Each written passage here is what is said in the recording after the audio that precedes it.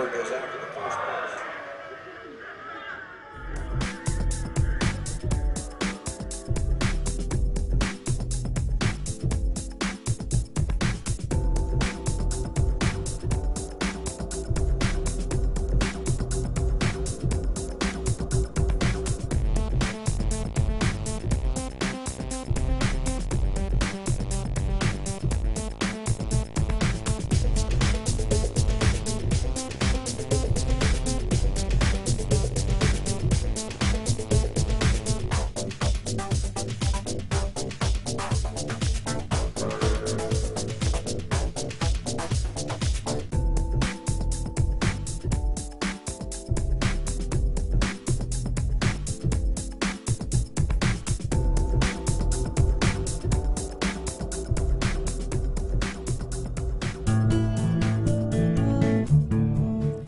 Maybe your first experience of putting money in the bank wasn't quite as heartwarming as this, but odds are, years later, you still refer to the balance showing on your bank account as being your money in the bank. But it isn't. If we have a deposit box at the bank, the valuables we put in it are still ours. We're just renting secure space to store them. In common usage, the word deposit means to set something down. But the use of the word deposit to refer to a bank account is misleading. A bank deposit is in reality a loan. What the amount in our bank account really indicates is how much money the bank owes us. It's a record of the bank's promise to pay us money, not the money we deposited itself. The difference is important. The truth is, when we hand the contents of our piggy bank to the bank teller, our money becomes the bank's money to do with as it pleases. All of the money in the bank is the bank's money. None of it is ours. That's why the bank pays us interest. We have loaned the bank our money. This may seem to be a semantic distinction. We know we can go to the bank at any time and take our money out in cash if we want to. But the distinction is not semantic, nor is it trivial. The distinction is crucial. What happens in banking affects everyone, and yet few of us know anything at all about how banking really works. The entire world economy now runs on a system of credit provided by banks, and when that credit system breaks down, everyone suffers.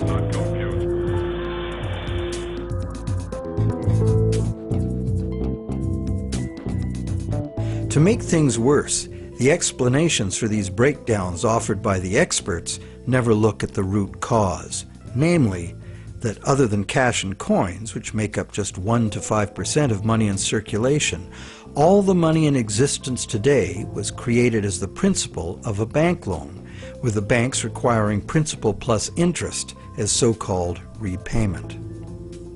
Not only does this make the existence of money entirely dependent on the existence of bank credit, it makes the system as a whole bankrupt by design, as total debits, principal plus interest, exceed total assets from the moment the first loan document is signed. As the global banking system staggers towards worldwide collapse, more and more people are realizing they can no longer ignore the realities behind banking as it is practiced today. Many have lost their homes and jobs due entirely to the unsustainable practices of moneylenders. It's time people understood money and the pressing need to fundamentally change the way it works.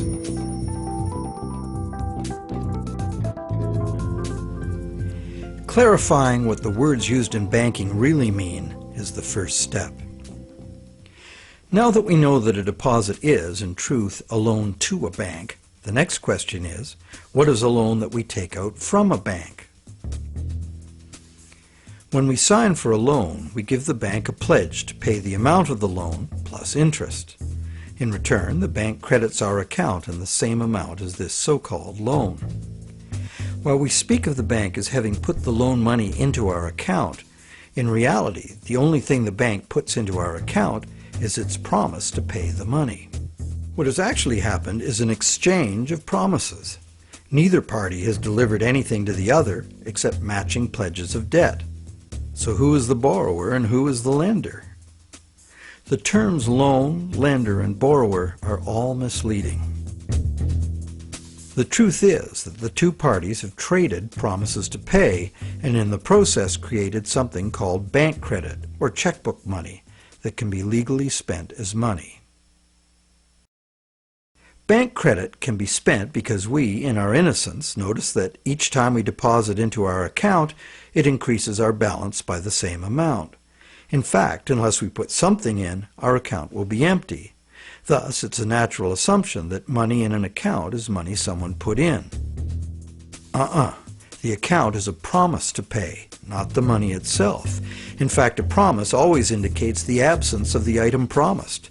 Otherwise, why does it need to be promised?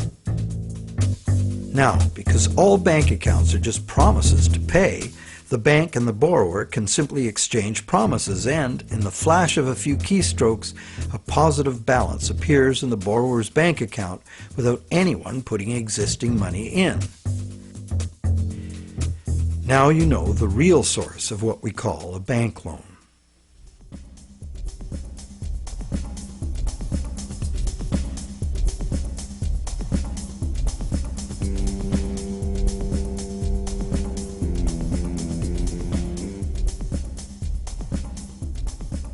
How different would it be if two parties just got together in a basement with a printing press and created new money that way? We intuitively understand the act of fraud called counterfeiting. In printing fake $100 bills, the counterfeiters also create new money out of thin air. Money gives us the ability to purchase the real goods and services of the world. It's clear that the counterfeiters have created new ability to purchase real goods and services without giving anything in exchange except a fancy piece of paper. Counterfeiters get something for nothing directly at the expense of whoever gets caught with their counterfeit money. And if the counterfeit money is not discovered, it dilutes the money supply, stealing from everyone. Counterfeiting is a serious crime, and it is easy to understand why. It's cheating on a basic social agreement, thou shalt not steal. But taking a loan from a bank also creates new purchasing power. However, instead of being considered a form of theft, it is the very basis of our monetary system.